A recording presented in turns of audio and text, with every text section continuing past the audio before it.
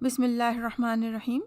السلام علیکم خواتین و حضرات، میں شین نوشین جناب شاہ بلیغ الدین صاحب رحمۃ اللہ علیہ کی کتاب روشنی کے سلسلے کی 13ویں کڑی لے کر حاضر خدمت ہوں۔ باب اول، اخلاق و عمل، عنوان پکا قلعہ۔ ایک بادشاہ تھا، بہت بڑا بادشاہ۔ اس نے حکم دیا کہ ایک قلعہ بناؤ، بہت مضبوط اور بہت پائیدار ہو۔ عرض کیا گیا کہ شاہ، اس میں تو بہت خرچہ ہوگا۔ فرمان ہوا، خرچ کی فکر نہ کرو، شاہی خزانے کے منہ کھول دیے جائیں گے۔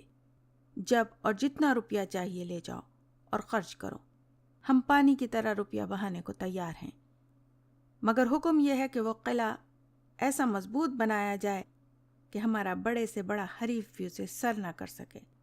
دشمن کی ہزاروں لاکھوں کی فوج آئے تو اس کی فصیلوں سے سر پھوڑ کر مر جائے اور ہمارا بال بیکا نہ ہو۔ حکم کی دیر تھی کہ شاہی عمارت سازوں نے نقشے بنائے اور کام شروع کر دیا۔ ہر روز اس منصوبے پر بات ہوتی، سیسا پلائی ہوئی دیواریں کیسے بنیں گی، کہاں بنیں گی۔ بادشاہ بڑا خوش تھا کہ وہ ایک ناقابل تسخیر قلعہ بنوا رہا ہے۔ دن رات کی محنت سے کئی برسوں میں آخر وہ قلعہ تیار ہو گیا۔ جس نے دیکھا تعریف کی اور بادشاہ کو مبارکباد دی، خوش آمدیوں کی بنائی۔ ہر آمین گو یوں تو زمین و آسمان کے قلابے ملاتا تھا، مگر انہی ضمیر فروشوں میں ایک اللہ کا بندہ ایسا بھی تھا جو اس سارے تماشے پر چپ رہا۔ جب بادشاہ نے دیکھا کہ یہ کچھ نہیں بولتے تو ان سے پوچھا، کیا بات ہے، آپ کچھ نہیں بولتے؟ 5 انگلیاں برابر نہیں ہوتی۔ جہاں جھوٹے، فریبی، مکار، خود غرض اور بد نفس لوگ ہوتے ہیں، وہاں سچے، اچھے اور اللہ سے ڈرنے والے بھی ہوتے ہیں۔ چنانچہ اس اللہ کے نیک بندے نے بادشاہ سے کہا، جہاں پناہ، آپ اور آپ کے والد نے بڑے قلعے جیتے اور بڑی فتوحات کیں۔ بادشاہ نے کہا، ہاں۔ اس اللہ والے نے کہا، شاہ، کیا وہ قلعے مضبوط نہ تھے؟ بادشاہ نے جواب دیا، مضبوط کیوں نہ تھے؟ یہ تو ہمارا کمال ہے کہ ہم نے ان مضبوط قلعوں کو سر کیا۔ اس عقلمند نے کہا، معلوم ہوا کہ قلعہ چاہے کتنا ہی مضبوط ہو، سر کیا جا سکتا ہے۔ سلطنت کی مضبوطی قلعے اور فصیل سے نہیں، بلکہ بادشاہ کے اخلاق اور عدل سے ہوتی ہے۔ لوگوں سے نیک سلوک کیجیے، ان میں سے ہر ایک آپ کے لیے مضبوط قلعہ بن جائے گا۔ ان کی دعائیں آپ کے لیے حصار کا کام کریں گی۔ حضور والا، تجربہ بتاتا ہے کہ مضبوط رہنے اور نہ ٹوٹنے والی شے صرف نیکی ہے، اور نیکی کا سر چشمہ عدل ہے۔ ایک ارشاد نبوی صلی اللہ علیہ وسلم کا مطلب ہے، اللہ تعالیٰ اس بندے کو خوش و خرم اور آباد رکھے جو میری بات غور سے سنے، پھر اسے یاد کر لے اور محفوظ رکھے، مطلب یہ کہ اس پر عمل کرے۔ سنن ابو داؤد اور جامع ترمذی میں ہے کہ اس کے بعد آپ صلی اللہ علیہ وسلم نے فرمایا کہ یہ بھی اس کا فریضہ ہے کہ میری یہ بات دوسروں تک پہنچائے۔ مسلمان ایک دوسرے کے ساتھی اور بھائی ہیں، اور ایک دوسرے کے نگران کار بھی۔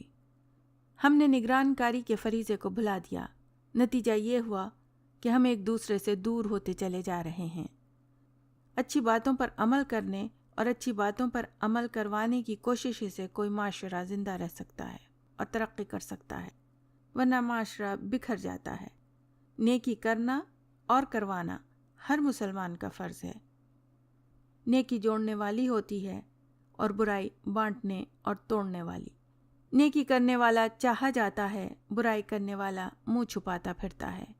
نیکی قوت ہے، اور اتنی بڑی قوت کہ اس کے آگے قلعہ، فصیل، حصار کوئی کچھ حیثیت نہیں رکھتے۔ شاہ صاحب رحمۃ اللہ علیہ کے مضمون کا اختتام ہوا۔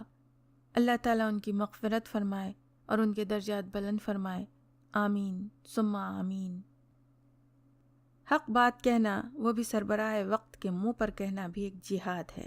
خوش آمدی ہمیشہ موقع پرست ہوتا ہے، اور جب سربراہ مملکت کے اطراف خوش آمدی لوگوں کا جمگھٹا بڑھ جائے تو پھر اس کے زوال کا آغاز ہو جاتا ہے۔ سربراہ کو آنکھیں اور کان کھلے رکھنا چاہیے۔ آنکھیں سب کے پاس ہوتی ہیں، سربراہ کے پاس پرکھ رکھنے والی آنکھ ہونا چاہیے۔ کان بھی سب کے پاس ہوتے ہیں، سربراہ کے پاس وہ کان ہونے چاہیے جو سچ اور جھوٹ میں فرق کر سکیں۔ دل بھی وہ ہو سربراہ کے پاس جس میں اخلاق، نیکی اور عدل ہو، اور دماغ بھی سربراہ کے پاس عام نہیں غیر معمولی ہونا چاہیے۔ یہی چیزیں قائد کو عظیم بناتی ہیں۔